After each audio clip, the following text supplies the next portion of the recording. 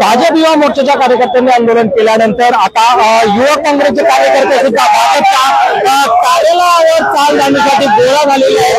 आपण पाहत असाल टीपी रोड मध्ये जाणारा हा रस्ता आहे, हा जो सगळा रस्ता आहे तुम्ही पाहू शकता पोलिसांनी बॅरिकेडिंग केले। कृष्णसुंदर लॉनच्या जवळचा हा सगळा रस्ता आहे राजाराम पुलाजवळचा, आणि इथून काही अंतरावर या बाजूला भाजपचं कार्यालय आहे आणि हा जो राजाराम ब्रिज आहे त्या ब्रिज जवळ युवक काँग्रेसचे कार्यकर्ते आहेत, ते सगळे असे जैन आहेत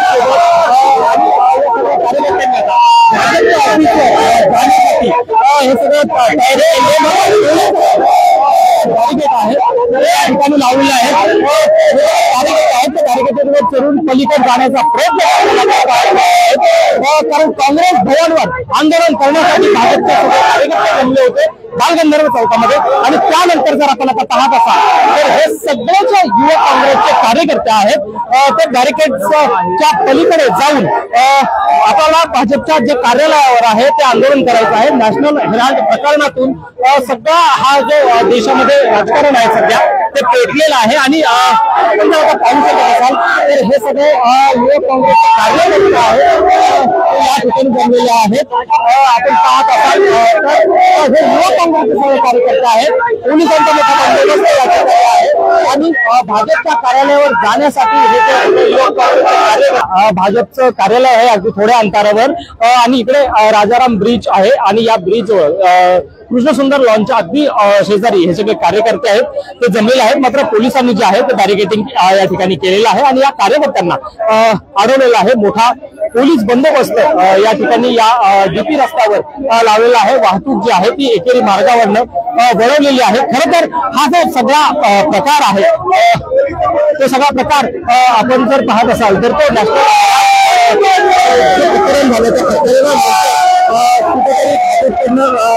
देशभरात हे जे आंदोलन आहे ते करायला सुरुवात करण्यात आलेली होती।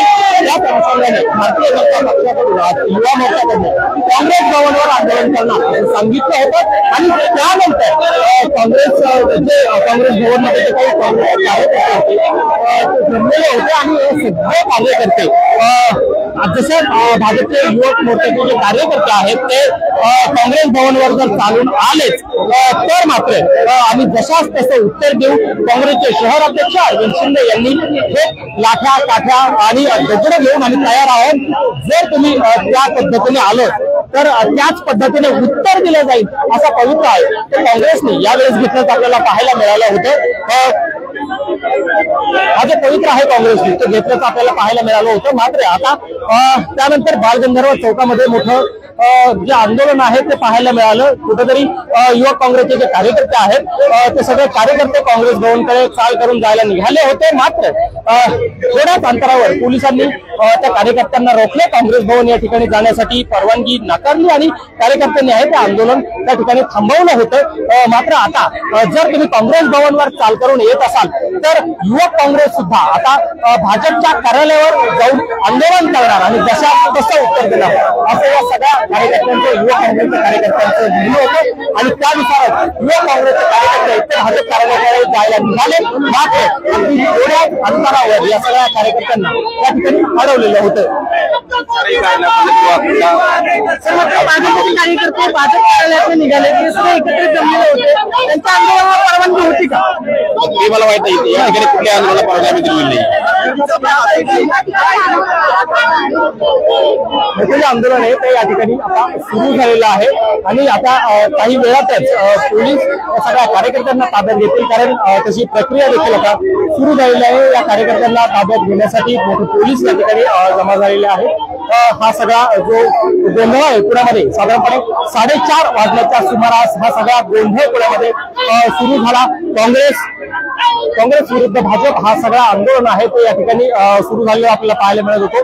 हा सगळा संघर्ष आहे तो सगळा संघर्ष या ठिकाणी पाहायला मिळत होता, आणि या संघर्षाचा हा जो पुढचा पार्ट आहे तो कुठेतरी आता काँग्रेस आंदोलकांच्या रूपाने आपल्याला पाहायला मिळतोय। आपण जर पाहू शकत असाल तर हे सगळे आंदोलक आहेत ते या ठिकाणी जमलेले आहेत, आणि या सगळ्या आंदोलकांचं म्हणणं आहे की ज्या पद्धतीने भाजप युवा मोर्चाचे कार्यकर्ते जे आहेत ते या ठिकाणी येणार होते, मात्र आता या